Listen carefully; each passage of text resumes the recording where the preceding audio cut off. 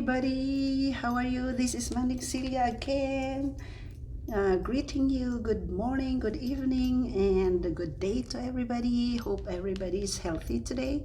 And today, here in Canada, we have an event which is called Orange Shirt Day. That's why you can see me. I'm wearing my orange shirt.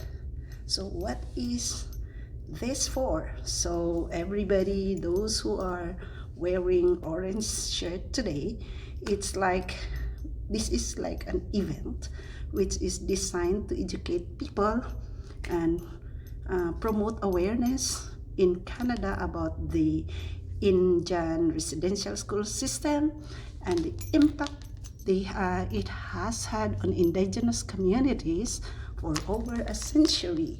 So an impact recognized as a cultural genocide. So what do you mean by genocide?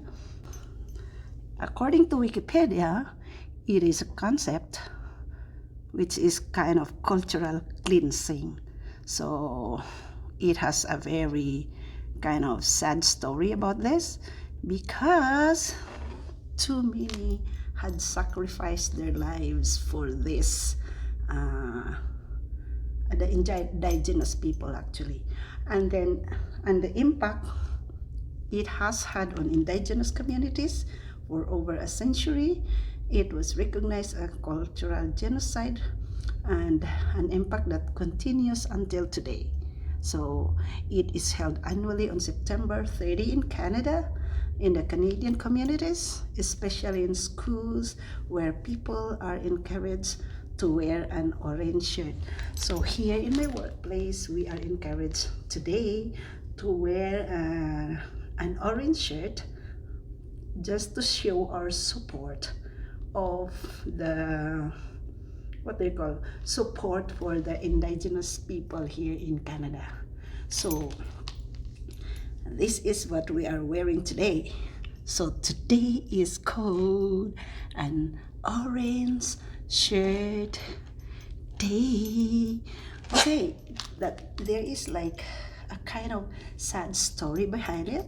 So before I cannot just remember the exact details about it, but for the history of the indigenous people here in Canada, like before there were families which are in the residential schools, and the kids or their children were taken to be in that school and kind of forcing them to learn English and the English language, and they have to change their belief and faith, because usually those were managed by the Catholic church and other Christian churches.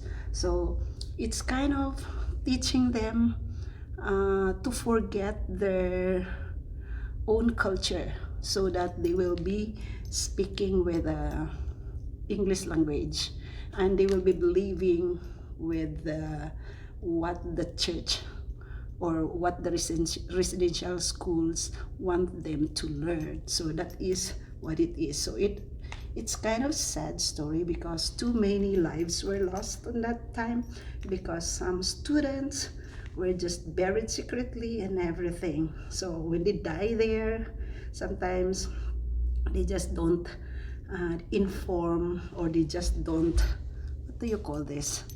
They just don't publish it so that people wouldn't know. So that's why they consider it like too many lives were lost. Okay, that is just a brief what do you call this, description of why we celebrate, not really celebrate, why we wear the Orange Shirt Day as a support for those indigenous people who suffered this kind of, I don't know if we can call this maltreatment or something, just to change people's lives, to follow someone's wish for them. So that's all for today. So I don't know if I have to greet you like happy Orange Shirt Day or support the indigenous people, not only here in Canada, but we have to support all over the world those who are who belong to the indigenous community, because these people, they are the, what do you call this, they call it First Nations. They are they call it like the first group of people who are in that certain place. So if we just respect them, so they will be having their own way of life, their own culture, and they have their own belief. So it's just kind of respecting other people's life. So the main thing is respect and love. Okay, so this is what I'm talking about today. Happy Orange Day shirt. Support everybody. I'm just vlogging to explain my orange shirt. Okay. So guys, right now I'm here at the Kiwanis Memorial Park, and there is a small gathering here, and mostly you can see they are indigenous people. They belong to the indigenous community here in Canada, and there are two individuals who are sharing their experience in a residential school long before.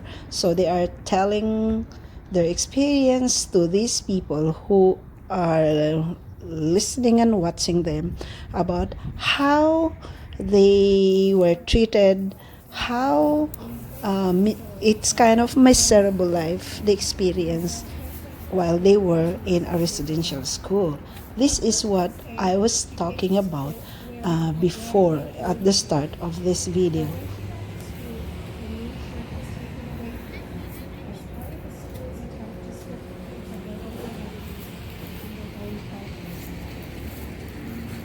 I also went to residential school for 9 years. Whenever I would fit in, I felt so special and was proud to wear that pink dress back to residential school. Like Phyllis Webstad, my beautiful pink dress was taken away, never to be seen again.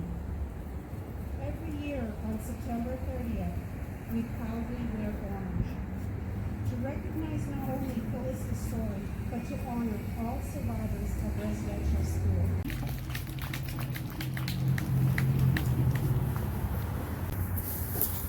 The next one is a testimony from a grandfather who said he lost his children in the residential schools.